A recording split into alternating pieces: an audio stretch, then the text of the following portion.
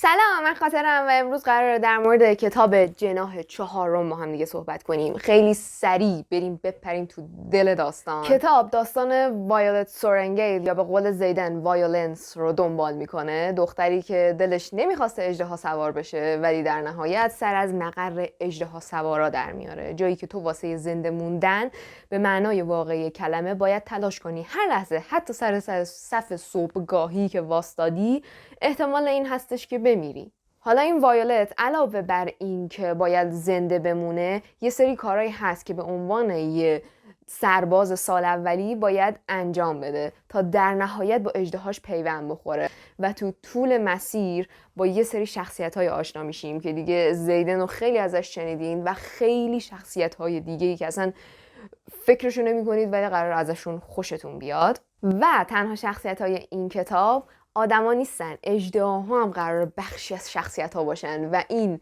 بخش زیبای داستانه. حتی اگه طرفدار اژدهاها نیستین، به نظرم اژدهاهای این کتاب با بقیه جاها فرق میکنن و قرار ازشون خوشتون بیاد. حالا توی روند داستان که وایولت داره سال اولشو میگذرونه تا با اژدها پیوند بخوره نخوره و چه اتفاقایی بیفته، یه سری رازها هم براش برملا میشه که این رازها قرار هدف خیلی خوبی رو بهمون بده، مخصوصا توی جلد دوم. حالا که یه کلیتی از داستان فهمیدین، اول از همه بگم که چرا ممکنه از داستان خوشتون نیاد.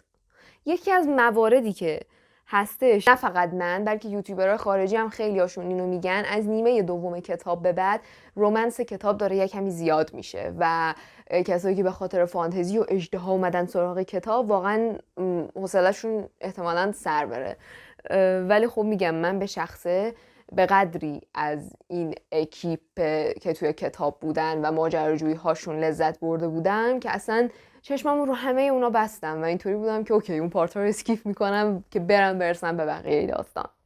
مورد بعدیش افکار این دختر وایولته، تقریبا یه جورایی تو مایه های همون جولیت توی مجموعه شترمی که ویدیوشو واسهتون ساخته بودم.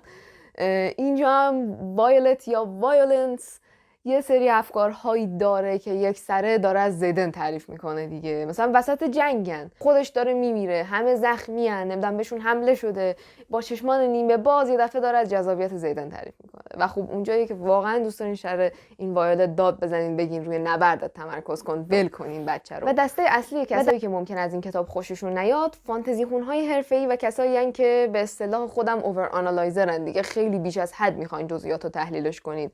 عموما دلیل این که افراد به این کتاب توی گودریز امتیاز تقریبا نزدیک به 5 دادن این نبوده که کتاب بی‌نقصه ها، نه، کتابی بوده که موقع خوندنش میدونید سرگرم شدن، لذت بردن، خیلی راحت و روان واقعا با ماجرای داستان پیش رفتن و برای همین بوده که عموما میگن که نه این کتابو دوستش داشتیم، چون به جزئیاتش نچسبیدن. چون اگه بخواید به جزئیاتش بچسبین احتمالاً خیلی جاش اعصابتون رو خورد بکنه. مثلا همین که توی این آکادمی بزگایز هر جوری که تلفظش میکنین یه قوانین عجیب غریبی دارن، مثلا همینجوری همه یکسری میافتن میمیرن و هر کسی میتونه هر کسی رو بکشه و این چیزا ممکنه به رو اعصابتون اصلا نتونین داستان رو ادامه بدین. خلاصه اگه میخواین بیش از حد تحلیل کنید واقعا کتاب مناسبی نیستش.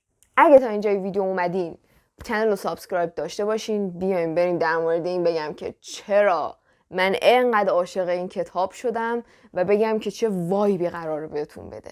ببین، من آدمی بودم که از اژدهاها خوشم نمی اومد، ولی همینطوری صرفا بر اساس اینکه دیدم کل جهان، فکر همین جنیری بود، اونکس استورم جلد سوم این مجموعه اومده بود، همه دنیا داشتن میخوندنش. گفتم لابد یه چیزی هست که همه دارن میخونن. رفتم کتابو خوندم، با این دید که اینجوری که قرار نیست خوشم بیاد، ولی به طرز عجیبی به فضاش وابسته شدم. درسته که فضای کتاب یکم دارکه، شاید زیاد شخصیت‌ها بمیرن و اینا، ولی ببین ماجراجویی‌هاش، این که سوار بر اژدهاها میشی، واقعا قشنگه. حس هیجانش، یعنی یه جاهایش انقدر آدرنالین خالص بود واقعا من دیگه نمیتونستم از جام تکون بخورم از هیجان زیاد. و خب اینم در نظر داشته باشید که ربکا نویسنده این کتاب، این خانم به شدت ظالمه و این هشدار رو بهتون بدم، قرار خیلی جا شما رو به گریه بندازه. این کتاب جزو اون کتابایی بود که من واقعا مثل ابر بهار باش داشتم گریه می‌کردم که اصلا فکرشم نمی‌کردم بخوام با این کتاب گریه کنم. حالا جدای از ظالم بودنش، خیلی هم خوب بلده واسهتون توی داستان فان درست کنه به اصطلاح و خیلی جا قرار بخندین. واقعا اژدها توی این کتاب واقعا باحالن، ترکیب اژدها، جادو، این پروازشون، این که همینجوری میخوان برن یه جایی انگار تاکسی اسنپ سوار اژدهاشون میشن پاشن میرن. مثلا خیلی باحاله. ببینید خوندن این کتاب مثل فیلم دیدنه، واقعا انگار داری فیلم میبینی. اون هیجانش، ترسش، اینکه نگرانی شخصیت‌های مورد علاقت مثلا اتفاقی براشون نیفته و طوری که نویسنده بلده یه کاری کنه که شما تو طول داستان احساساتتون نسبت به شخصیت‌ها تغییر کنه. شخصیت‌های این کتاب واقعا درسته که زیادن و این ممکنه مثلا باعث بشه قاطی کنید، ولی واقعا شخصیت‌های دوست داشتنی هن. من از ماجراجویی با اینا، اینکه آقا توی اون پروسه‌ای که باید برسن به پیوند خوردن به اژدهاشون، واقعا قشنگ بود. موانعی که بعد ازش میگذشتن، مثلا یه قسمتش بود واقعا مثل امریکن نینجا واریر بود، این مسابقه‌ای که بعد از دیوار صاف برن بالا، نمیدونم مبارزه های تن به تنشون، نمیدونم اون جایی که قرار اولین بار اژدهاها رو ببینن. تمام اینا انقدر حس خوبی بهتون میده که خدا میدونه. اگه یه کتابی میخواین که میدونید از ماجراجوییش لذت ببرین بدون اینکه بیاین مثلا خیلی تحلیلش کنید، این کتاب فوق‌العاده است. این کتاب کتابی نیستش بشه خیلی واقعا بدون اسپویل در موردش حرف زد. من واقعا حیفم میاد براتون بخوام همش رو تعریف بکنم. دوست دارم خودتون برید و میدونید واسه اولین بار اونا رو تجربه بکنید، خودتون واسه اولین بار تو تک تک اونجاها قدم بذارین. نمیخوام همش رو واسهتون بگم، بر همین اگه دوست دارین بگین یه ویدیو بسازم با اسپویل، بشینیم واقعا در موردش حرف بزنیم، چون من خودم به شخص خیلی به این ویدیو با اسپویل نیاز دارم. در مورد ترجمه، زبان اصلی و تعداد جلدهای کتاب بگم که مجموعه 5 جلده، تا الان 3 جلدش اومده، بقیه‌شو معلوم نیست این خانم ربکا تا کی قرار واسمون بنویسن. جلد یکش تو بازار ترجمه شده، نشر آذرباد و مجازی. من خودم هیچ کدوم از نشرها رو ترجمهشون رو نخوندم، نمیتونم قضاوت کنم. حالا عموما مثلا توی بخش کامیونیتی پستا صحبت میکردیم، میگفتین که با ترجمه مجازی یه کمی راحت نبودین انگار. آذرباد یه عده میگفتم واسهشون راحت تر بوده، ولی بازم قبل خریدن خودتون حتما چک کنید. من خودم کتابو صوتی گوش دادم توی کست باکس و حالا براتون چنلشون رو هم توی تلگرام هم اینجا میذارمش، حتما برید یه سر بزنید، چون از روی ترجمه های آنلاین هم کتابو خونده بودن.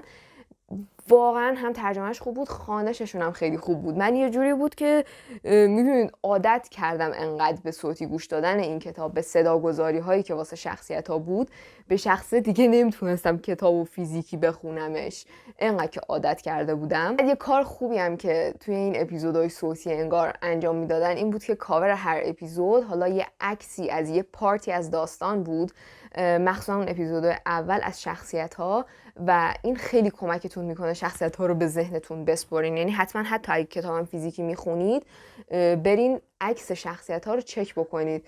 در مورد سطح زبان اصلی کتاب، حقیقتا میدونید کتاب چون جزئیات زیاد داره و یه جورایی در مورد اژدهاهاست و نمیدونم اصطلاحات عجیب غریب، من ترجیح دادم واقعا فارسی بخونمش تا تک تک ماجراهاش رو با گوشت و پوست و خونم درک کنم. حالا اگه این ریسک رو میپذیرید که برین این کتابو به انگلیسی بخونید، دیگه واقعا پای خودتونه. چون من و یه موردی هم که شاید اذیتتون کنه، انتظار واسه جلدای بعده. توی شورت ویدیو کامل بهتون میگم که واقعا واسه این آیرون فلیم شعله آهنین ارزش داره صبر کنید یا نه.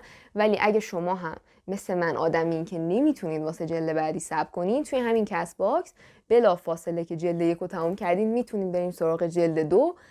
الان دارن جلد 3 رو حتی واسهتون میخوننش. خیلی خوبه خداییش. یعنی من اگه اون لحظه جلد 2 بهم نمیرسید مرده بودم با اون هیجانی که اواخر انگار جلد 1 داشتم، مخصوصا این که این نویسنده عاشق پایان‌های نفسگیره.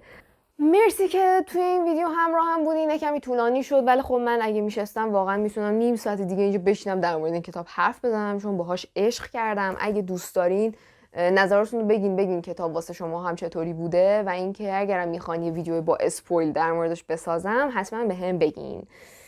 همین دیگه، توی ویدیو بعدی میبینمتون.